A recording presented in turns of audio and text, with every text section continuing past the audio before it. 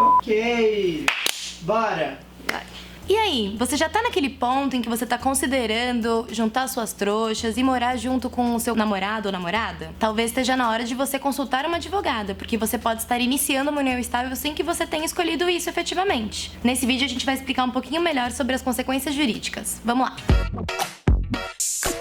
Bem-vindas ao canal Direito Delas, eu sou a Ana Paula. E eu sou a Marina, nós somos advogadas e ativistas pelos direitos das mulheres. É cada vez mais comum que casais, quando estão apaixonados, decidam tomar um passo muito importante que é morar junto. O problema é que nem todo mundo sabe que um passo que às vezes pode ser um tanto espontâneo pode causar uma série de consequências e dar muita dor de cabeça lá na frente. Então, esse não é um vídeo para desencorajar você de tomar esse passo que é super importante, pode fazer muito sentido na sua vida, mas na verdade é trazer algumas informações para que você possa tomar essa decisão de uma maneira mais consciente e segura. Isso porque, dependendo de como é a relação desse casal, esse passo de morar junto pode ser o suficiente para constituir uma união estável. E o que é união estável, Ana Paula? Então, a união estável ela é entendida como uma relação pública, contínua, duradoura e com a intenção de constituir família. Embora a gente não tenha uma definição na lei do que significa cada um desses requisitos, o ato de morar junto costuma ser muito visto pelo judiciário como uma manifestação que esse casal quer constituir uma família e criar uma vida em comum.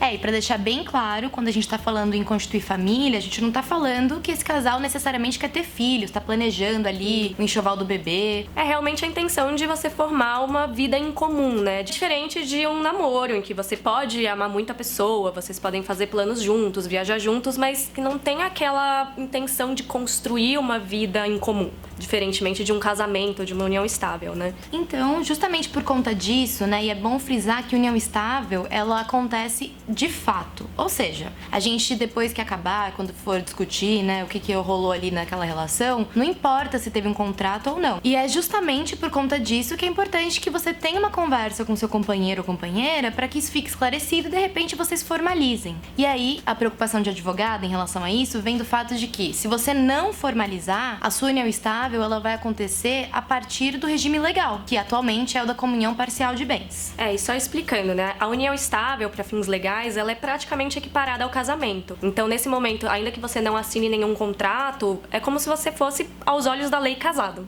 Isso significa, na comunhão parcial de bens, que tudo que você adquiriu após o início dessa relação, sejam bens e sejam dívidas... Esse é geralmente o maior problema, porque às vezes você não sabe que o seu companheiro tá lá, cheque especial, o dinheiro dele, e aí vocês se separam e ele joga a dívida pra você. Deus me defenderai. E tá certo, Porque justamente, como a gente tá equiparando ao casamento e é um projeto de vida comum, pelo regime legal, tudo vai ser partilhado, porque se entende que se eu contrair uma dívida, foi com a anuência do meu companheiro, enfim. Em prol da família, E a mesma coisa em relação aos bens, que também é o que sempre dá briga. Quando um dos dois, por exemplo, comprou um carro, comprou um apartamento nesse meio tempo, ainda que esteja só em nome de um dos companheiros ou de uma das companheiras, deveria ser partilhado, porque vocês estão em um regime de comunhão parcial de bens. E quando a gente não tem esse contrato, como é que a gente vai provar que vocês estavam realmente em uma relação que tem que fazer essa partilha?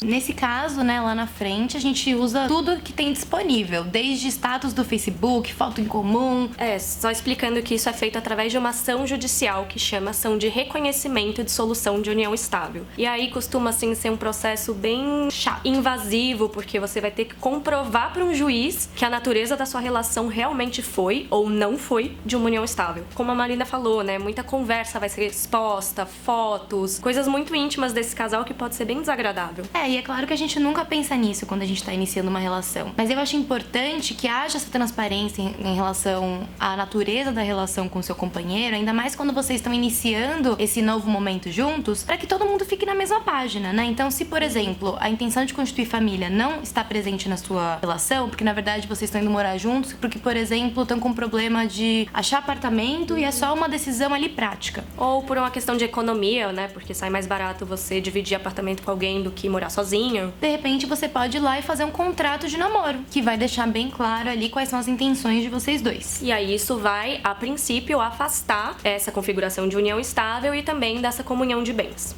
Mas deixando claro que se em algum momento após a assinatura desse contrato de namoro, a união estável de fato se estabelecer, pode ser que ele seja invalidado. E o mesmo acontece em relação à declaração de união estável. Então você foi lá, conversou com o seu boy e aí decidiu que vocês têm uma união estável. Nesse momento, vocês podem ir no cartório, fazer um contrato de união estável e, por exemplo, decidir a respeito do regime de bens. Vai ser separação total? Vai ser comunhão parcial? Vai ser comunhão total de bens? Vocês vão afastar um bem ou outro, né? Porque a união estável, ela deixa muita flexibilidade para o casal dispor a respeito do seu patrimônio, por exemplo. E uma coisa que é interessante também é que o casamento você só pode fazer perante o cartório. Se você quiser dispor sobre o seu regime de bens, você vai ter que fazer um pacto antinupcial. Enquanto a união estável, você pode fazer um contrato particular ou você pode fazer também uma escritura pública que costuma ter mais validade. Mas a união estável permite que você altere o seu contrato com seu companheiro a qualquer momento e o casamento não permite isso. Ou melhor, ele permite que você altere o seu regime de bens, mas isso vai depender de uma ação judicial, vai ser muito mais complexo do que numa união estável. Então, o mais indicado é realmente você consultar uma advogada depois de conversar com o seu parceiro ou parceira, né? Entendendo qual que é a expectativa de vocês dois, entender quais são as opções, até porque elas são muitas, e entender claramente qual é a data de início dessa relação para que fique tudo às claras e não haja nenhum problema depois lá na frente. E se essas dicas foram valiosas para você, ou você conhece alguma amiga, algum amigo que tá tomando esse passo na vida, manda esse vídeo, se inscreve no nosso canal, deixa seu like e comenta aqui embaixo se ficou alguma dúvida, se tem algo que você gostaria de saber a respeito desse momento tão importante. E é isso, nos vemos na próxima!